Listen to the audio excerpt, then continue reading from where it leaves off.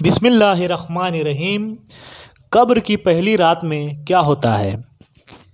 जब मुर्दे को कब्र में लिटा दिया जाता है और लोग उस पर मिट्टी डालने लगते हैं तो मुर्दा सब देख रहा होता है, और जब मिट्टी डालकर जाने लगते हैं तो मुर्दा उनके कदमों की आवाज़ सुनता है। जब लोग मुर्दे को कब्र में दफना कर जा रहे होते हैं तो मुर्दे की घबराहट बढ़ जाती है और वो बहुत डरने लगता है। कब्र के अंदर इतना अंधेरा होता है कि मुर्दे को अपना हाथ भी नज़र नहीं आता। बहुत ज़्यादा अंधेरा हर तरफ फैला होता है। जब मुर्दे को दफना कर लोग चले जाते हैं तो दो फरिश्ते काली और नीली आंखों वाले आते हैं और उस मुर्दे से सवाल जवाब करते हैं। कब्र में मुर्दा इतना बेवश होता है कि उसके जिस्म पर बिच्छू रेंग रही होती है और वो मुर्दा उसे हटाना चाहेगा, लेकिन इतनी ताकत नहीं होगी कि उस बिच्छू को अपने ऊपर से हटा सके। आप जब भी कब्रिस्तान जाते हैं तो देखते होंगे कि दो कब्रें आपस में मिली होती हैं, लेकिन वो अंदर से एक जैसी नहीं होती। किसी कब्र में अल्लाह का अजाब हो रहा होता है और किसी कब्र में मुर्दा जन्नत के मज़े ले रहा होता है। किसी को कब्र ऐसे दबा रही होती है जैसे माँ गोद में अपने बच्चे को प्यार से दबाती है, और किसी को कब्र ऐसे दबाती है कि उसकी दाईं पसली बाईं पसली में घुस जाती है। बेनमाजी इंसान को कब्र इतनी तेज दबाती है कि उसकी पसलियाँ टूट फूट कर एक दूसरे में मिल जाती है। किसी की कब्र में जहन्नम की खिड़की खुली होती है और किसी की कब्र में जन्नत की हवाएं चल रही होती है। गुनहगार बंदे की कब्र में एक अंधा सांप डाल दिया जाता है। वो सांप जब एक बार डसता है तो उसका दर्द 40 साल तक नहीं जाता। तो अल्लाह का बहुत ही दर्दनाक अजाब है बेनमाजियों के लिए। कब्र दो तरह की होती है, या तो जन्नत के बागों में से एक बाग होती है या दोजख के गढ़ों में से एक गढ़ा। कब्र में 3 सवाल पूछे जाएंगे।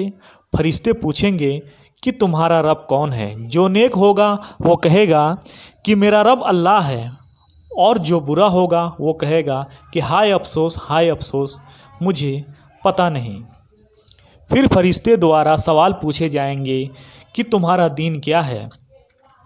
तो जो नेक होगा वो कहेगा कि मेरा दीन इस्लाम है, और जो बुरा होगा वो कहेगा कि हाय अफसोस मुझे कुछ भी पता नहीं है। फिर फरिश्ते तीसरा सवाल हुजूर सल्लल्लाहु अलैहि वसल्लम का चेहरा दिखाकर पूछेंगे कि ये कौन साहब हैं? तो जो नेक होगा वो कहेगा कि ये तो हमारे प्यारे नबी हुजूर सल्लल्लाहु अलैहि वसल्लम हैं।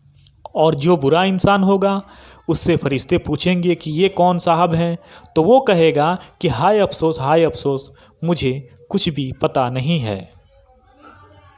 तो दोस्तों, इस बात पे गौर कीजिएगा। जब मोमिन बंदा फरिश्तों के ये सही जवाब दे देता है तो उसकी कब्र में जन्नत की खिड़की खोल दी जाती है और जन्नत की हवाएं आने लगती है। और जब काफिर बंदा फरिश्तों के जवाब नहीं दे पाता है तो उसकी कब्र में जहन्नम की खिड़की खोल दी जाती है, जिससे गर्म लू आने लगती है और उसके लिए जहन्नम का बिछौना बिछा दिया जाता है और उस पर अजाब के फरिश्ते मुसल्लत कर दिए जाते हैं। अजाब देने वाला फरिश्ता अंधा, बहरा और गूंगा होता है, जो बहुत ही डरावना होता है। उसके हाथों में लोहे की रॉड होती है जिससे वो गुनहगार को मारता है। जब मोमिन बंदा फरिश्तों के सही जवाब दे देता है तो उसके सामने जहन्नम की खिड़की खोली जाती है। तो फरिश्ते कहते हैं कि ए अल्लाह के नेक बंदे, अगर तुम हमारे सवालों के सही जवाब ना दे पाते तो तुम्हारा ठिकाना ये जहन्नुम होती।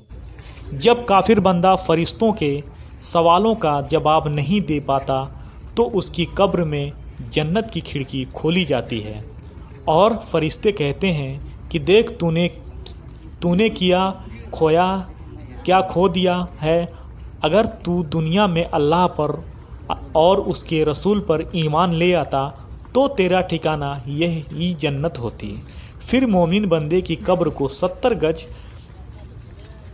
चौड़ी कर दी जाती है और 70 गज तक लंबी फैला दी जाती है और उसकी कब्र में जन्नत की खुशबू आती रहती है। और काफिर बंदे की कब्र को तंग कर दिया जाता है, जो इससे उसकी पसलियां इधर की उधर, उधर की उधर एक दूसरे में घुस जाती है और उसकी कब्र में जहन्नम की आग की गरम गरम लू आती रहती है। जब मोमिन बंदे की कब्र को 70 गज चौड़ी और लंबी कर दी जाती है और जन्नत की खुशबू आती रहती है और वो कामयाब हो जाता है, तो वो मुर्दा फरिश्तों से कहता है कि मुझे जाने दो, मैं अपना हाल अपने घर वालों को बताकर आ जाऊं कि मैं कामयाब हो गया हूं। तो फरिश्ते कहते हैं कि नहीं, इसकी इजाज़त नहीं दी जाएगी, इसकी इजाज़त नहीं है। अब तुम आराम से सो जाओ। अब तुमको तुम्हारा अल्लाह ही क़यामत में जगाएगा।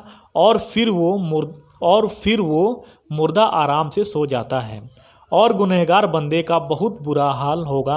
उसकी कब्र में उसके नीचे आग का बिछौना बिछा दिया जाएगा और अजाब देने वाले फरिश्ते आएंगे। उसकी कब्र में सांप बिच्छू मुसल्लत कर दिए जाएंगे जो उसको डसते रहेंगे। अजाब देने वाले फरिश्तों के पास लोहे का रॉड होंगे जिससे वो गुनहगार को मारेंगे। तो अल्लाह ताला से दुआ है कि मौला ताला हमें कब्र के अजाब से हिफाजत अता फ़रमाए। मौला ताला हमें दीन के राह पर चलने की तौफीक अता फ़रमाए।